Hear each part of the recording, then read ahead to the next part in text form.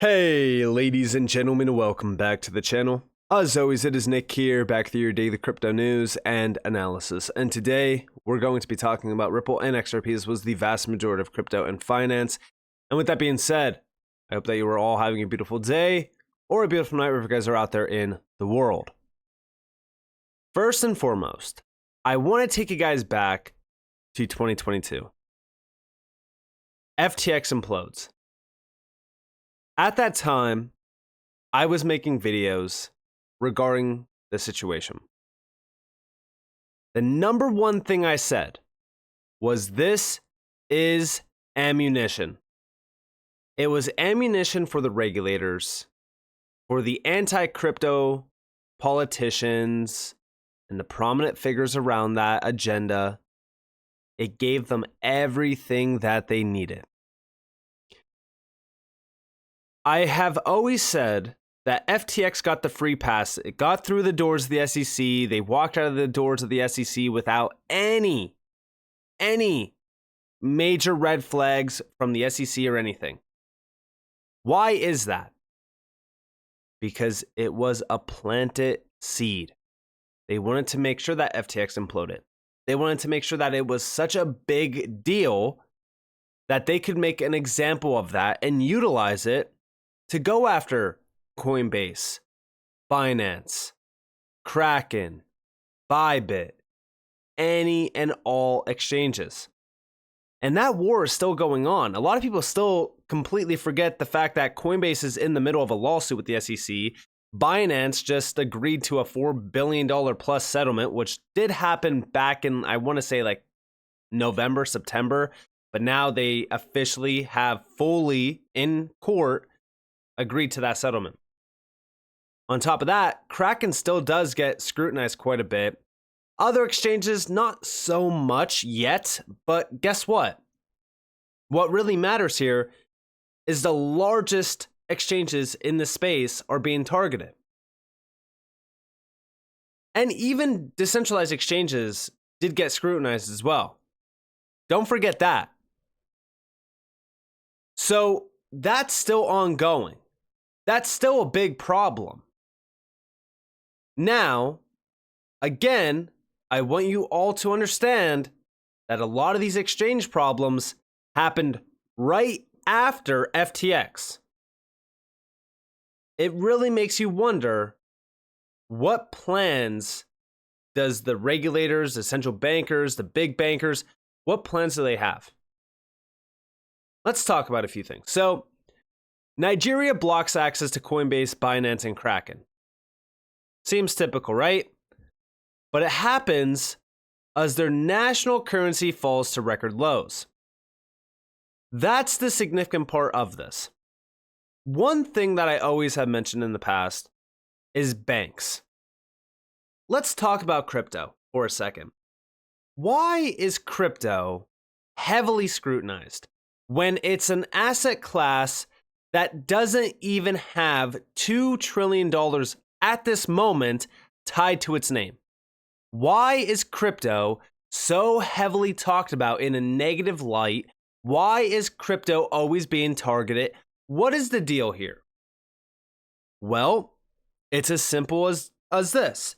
You have an asset class that's very early. It's still in its infancy. It's still growing tremendously. It has outperformed every single asset in history in terms of gains. And I'm talking about even XRP. You could talk about how XRP is underperforming right now. Go all the way back to the inception of XRP and look at the amount of gains XRP did have for anyone that was early enough into it. Now, I say this because there's 1,000,001 opportunities in crypto, just like XRP in the early days, even today. It is still making individuals tremendously wealthy, at least those that are doing the research and looking into gems and investing into those gems. Which, by the way, we do that all the time in the Patreon group and even in the private Crypto Wealth Network group as well. But beyond that, the big thing to note with all of this is the fact that you have people flushing their money from the big banks down the crypto path. So money is flowing from the banks into crypto. And the bankers see that. It's the number one reason why JP Morgan is going heavily bearish against crypto while running private blockchain-based technology on Ethereum. You have all these big central bankers talking about how crypto is risky, it's a big problem, why central bankers are 100% need it, which we know that they're not. All of this is happening at a time where fiat currencies are breaking. National currencies are failing. Do you think that it's a coincidence why they are talking so negatively about crypto and why they're trying to block access to crypto and why they're trying to cut the retail investor off from crypto? It's very simple. Even the other day when we talked about the ECB, right, the European Central Bank, now we have CoinDesk saying that the ECB is either lying about Bitcoin or lying to itself, right? And I've talked about it. I said it even in that video. They are trying to push their agenda. Listen, love or hate Bitcoin, it doesn't matter, right? Bitcoin has made a ton of individuals extremely wealthy. Ethereum has also made a ton of individuals extremely wealthy. XRP technically also did do the same. There's so many great projects in the space that have made a ton of people extremely wealthy, and they will continue to. But these central bankers, they don't like any of this. They don't like what's going on, right? And the main thing why is because they are failing. The ECB just made its first loss since 2004 due to higher interest cost. Policy makers will carry forward 1.3 billion euros annual deficit to offset against future profits for the first time in its history. Even in the US, the Federal Reserve, oh, guess what? They're losing the battle. This is a big issue.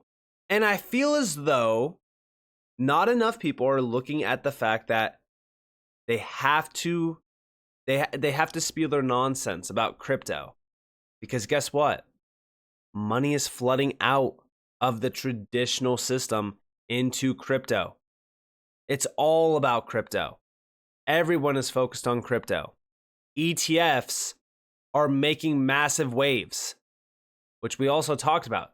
ETFs, they are bullish, but to an extent, which we will talk about later on in this video.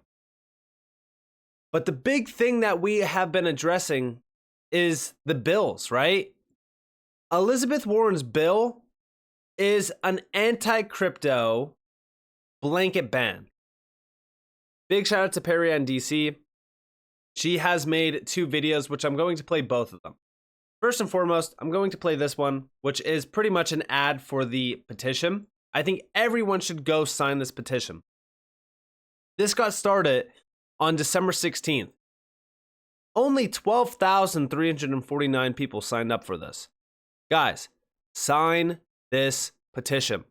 There's going to be a link at the top of the description for this. Go sign it. Make your voice heard. Because guess what? This bill by Elizabeth Warren is one of the worst things that have ever come from these politicians. Because this is a blanket ban on crypto. But listen closely to what Perry Ann is saying here. We are facing an existential threat today in Washington. It is absolutely critical that the community participates in the political process and ensures that anti-crypto politicians are not elected into office, because they are out there, they are targeting us, and they don't think we have a right to exist. And if we don't show up, if we don't participate, we have everything to lose as a community. Now, also, we have over here, hi friends, there are big things happening behind the scenes in DC. Check it out. Hey, it's Perry Ann. I just wanted to give a quick update on what's going on. According to our sources on the ground on Capitol Hill, Senator Sherrod Brown may bring Elizabeth Warren's bill forward for a markup in committee. Sherrod Brown is the chairman of the Senate Banking Committee. A bill first has to pass through committee before it can be voted on. on the Senate floor. So this is a critical step in the legislative process. We have sent a letter to Sherrod Brown. We made that public today, urging him to not bring S2669 forward for consideration. This bill is not worthy of consideration. This bill has been promoted by Elizabeth Warren under false pretenses, and a lot of members who were signed on to this bill were misled about its implications, about what it does, and why it's even needed. You can support our efforts by signing our petition. Sign it today and let Congress know it is not acceptable to put such draconian measures on Bitcoin and blockchain technology in America. And, one thing that I will completely put a spotlight on from this video is, yes, they are being misled.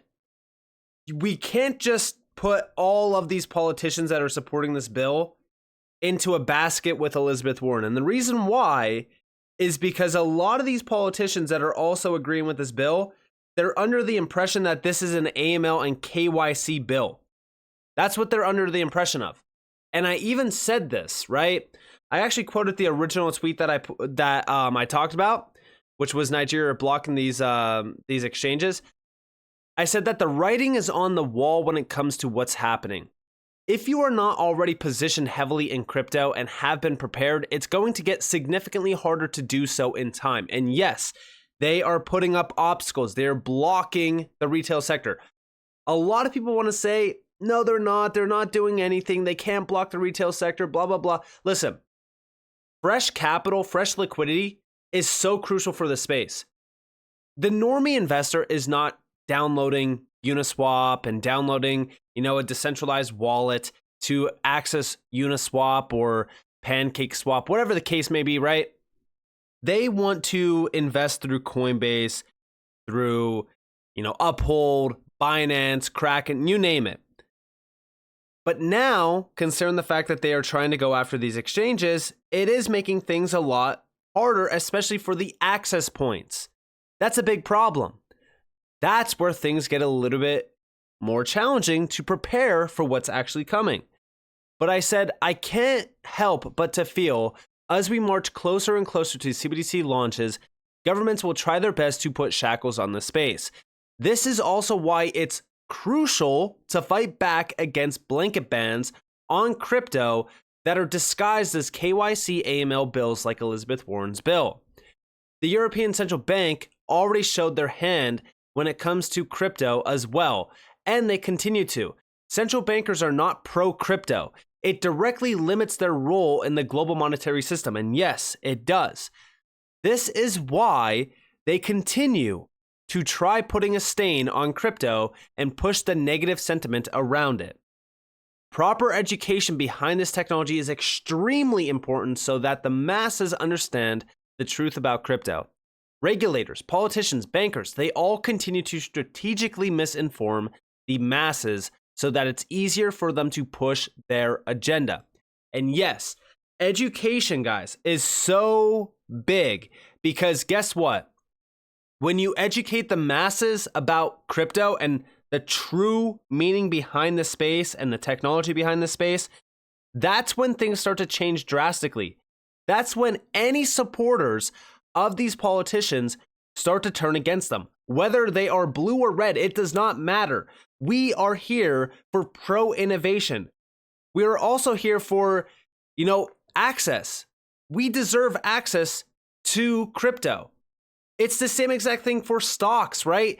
Imagine if tomorrow, right, regulators passed a bill that said, okay, well, the retail sector, they can't have access to the New York Stock Exchange. They can't do that. If they want access, they have to go through BlackRock or Fidelity, something like that, right? And yeah, you technically have to go through a lot of their applications anyways, but I'm just saying, I'm trying to put it into a perspective that would kind of fit the narrative here because this is a big problem. We demand access to crypto. We should have access to crypto in the easiest way possible. But now they're trying to block that. They're trying to cut off the liquidity at the source. And that is ultimately Operation Choke Point 2.0. And it's happening not just in the US, right? It's happening outside of the US as well. In a lot of these areas where, people need access to these markets because it could ultimately change their life. In the US, a lot of people act as though they need to make $10 million for life-changing money. In a lot of these areas, if someone turns $10 into $1,000, which is possible in crypto, if they could do that, they just change their lives. These small amounts that people make, it might be small to you, it's very big for them. And crypto offers that opportunity. But now we are starting to see these major players like, these central bankers, these regulators, these politicians, they're trying to stop that opportunity. They're trying to cut it off. Now, why do I think that exchanges are now being targeted? Well, it's to fit the narrative. They want Wall Street to be the players. They want Wall Street to be the big ones, right? Because guess what? Wall Street, the reason why they don't actually cut people off from Wall Street is because it makes them richer. It makes the big boys richer. And all of that money, it's flowing around. It's the same exact reason why, even if you go back to like the 2008 financial crisis, how we bounce back, the rich bounce back. People that lost everything, they never bounced back. BlackRock is now holding $6.5 billion worth of Bitcoin. This is 2/3 of MicroStrategy's Bitcoin stack. People think that this is bullish. And technically, yeah, short term, it's bullish. It will move the market. It's demand. It's great to look at. But guess what? This also means that BlackRock, a company that controls a large majority of things, is now becoming a big whale for Bitcoin. The big issue that I have with all of this is how much these big players are holding. And like I said, it's great for Bitcoin. It's great for the market. It's pushing the price. It's pushing things. But it's bullish to an extent because I do think that we are getting to the point where exchanges will be heavily targeted, even in the US and outside of the US, to accommodate for these big players. They want Wall Street to be the custodians of crypto when it pertains to retail, I should say, because remember, right, with Medico and Ripple and other companies in the space, they will be the custodians for the institutional space. But these big players like BlackRock, Fidelity, if you are a retail investor, you're going to have to utilize their exchange or their platform, which a lot of them are already working on trading platforms for their clientele. You could clearly see the plan here. And I'm very, very happy that a lot of you, including even myself, have been positioned before these players like BlackRock, Fidelity, and them all showed up. Because that means that we were in before they were in. We front ran all of them, which is very, very bullish for us. But the big issue that I have with all of this is I feel as though the shackles, they're just going to continue to be put on exchanges, put on projects. They're going to try to target as much as they possibly can in the shortest time possible as well. Even Ripple with XRP, I've said it a million times in the past, big threat. It's a major threat to the big bankers. Big bankers, regulators are bought and paid for. Politicians are bought and paid for. The money that goes around when it comes to bankers, guys, we could clearly see what was happening with the Ripple XRP case. It was to slow them down while they try to build out their mechanisms, try to build out their solutions to replace Ripple and XRP. But the problem is that you can't, because they will never have an XRP always. When we look at XRP, people ask, what about JPM coin? What about this coin? What about that coin? Guys, even if Swift tomorrow made a coin, it would never compare to XRP because nobody wants to utilize a Swift coin. Nobody wants to utilize a JPM coin. They want to utilize a decentralized bridge currency that can settle anything because that is not controlled by the US. That is not controlled by Swift. And that's why when we look at what Ripple is doing with XRP, it is so damn crucial to note that innovation and that significant thing regarding XRP, because that is something that nobody really understands. Swift has tried and failed. JP Morgan, again, it's a walled garden. XRP, with what Ripple is doing with it, very significant, and that's why it's a big threat, and that's why regulators went after it. That's why, in my opinion, the big bankers were throwing money around. The regulators went to town with Ripple and XRP, and Ripple put up $200 million and a massive fight that I don't think that the SEC was prepared for. I think that they thought, easy settlement, that's it, we won. But guess what? That's not what happened. So with that being said, I hope that you guys enjoyed this video. If you guys did, definitely leave a like, subscribe, turn notifications on because more free content. You guys are more than welcome to follow me on Twitter and join the free Discord in the description below. And with that being said, guys, it's been Nick. Thanks for watching. Peace out.